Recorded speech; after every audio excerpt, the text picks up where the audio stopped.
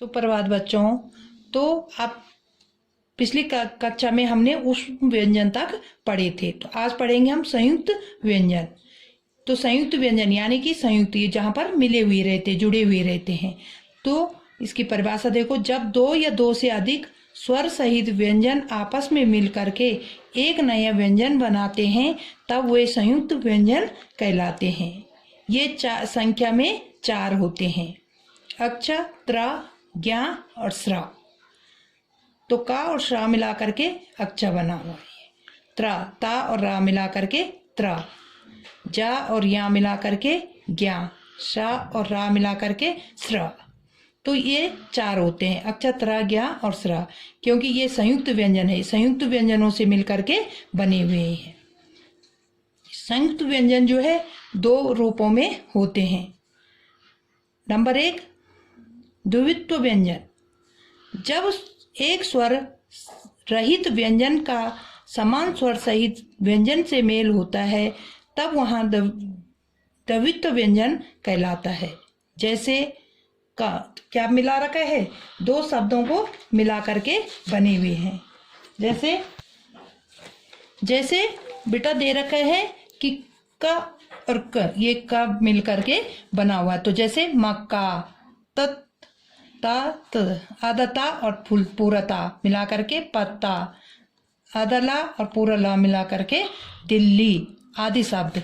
तो ये सारे क्या होते हैं, द्वित्व व्यंजन में आते हैं। इन्हें द्वित्व व्यंजन कहते हैं। दूसरा जो है संयुक्ताक्षर, यानी कि संयुक्त मिल करके जब एक स्वर सहित व्यंजन का भिन्न स्वर सहित व्यंजन से मेल होता है तब वहाँ संयुक्ताक्षर कहलाते हैं। जैसे मह यानी कि कुम्हार, कि माँ और हा ये क्या दे दिए, आधा आधा दे दिए, तो कुम्हार बन गया। तो आधा माँ और हा मिला करके इसके शब्दों के बीच में जोड़ करके कुम्हार। स्व ऐसे पढ़ेंगे तो स्व, तो यानी कि इसी में स्वाद जोड़ दिया ना शब्द, तो स्वाद। न्या न्याय, त्वा महत्व आदि। तो ये संयुक्ताक्षर में हो गया है। पेज में बेटा उच्चारण में लगे प्रयत्न की दृष्टि से व्यंजनों के भेद। उच्चारण के समय सांस अथवा वायु की मात्रा के आधार पर व्यंजनों को निम्नलिखित 2 भागों में बांटा गया है। नंबर 1 है अल्प प्राण व्यंजन, यानी कि अल्प प्राण, अल्प माने छोटा। तो अल्प प्राण व्यंजन वे व्यंजन होते हैं जिनका उच्चारण करते समय मुख से वायु की मात्रा कम तथा कमजोर होकर निकलती है। अल्प प्राण व्यंजन कहलाते हैं, यानी कि जब हम उच्चारण करते हैं तो मुख से जो वायु निकलती है उसकी मात्रा जो है वो कम हो जाती है, तो उसी को अल्प प्राण व्यंजन कहते हैं।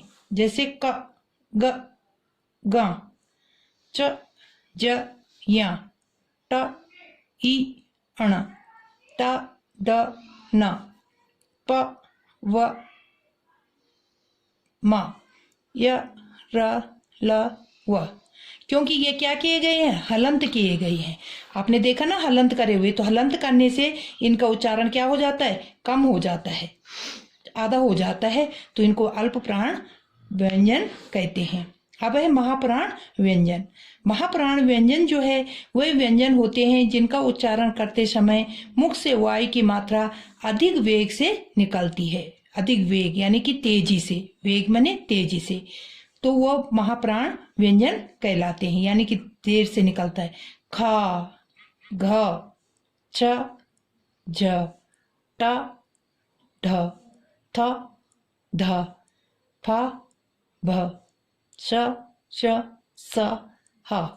तो ये इनमें क्या हो रहा, वेग निकल रही, तेजी से निकल रही, आवाज धीरे से नहीं निकल रही। कैसे हो रही है, तेजी से निकल रही है, तो यहाँ पर महाप्राण व्यंजन कहलाते हैं। तो बेटा कई बच्चों ने तो अभी तक काम कर दिया, कई बच्चों ने नहीं करा। मेरे पास बहुत कम बच्चों का काम आए हैं। आप कर क्या रहे हैं इतने दिनों से मैंने इतना काम दिया आपको, तभी तो आगे पढ़ाई होगी। हिंदी फर्स्ट पढ़ानी है, संस्कृत पढ़ानी है, तभी तो आगे पढ़ पाएंगे। बेटा काम करो अपना समय पर, जो जिस दिन मिल रहा है उस दिन वो काम कर लो। आपको मैं बहुत कम काम दे रही हूँ, ज़्यादा भी नहीं दे रही हूँ।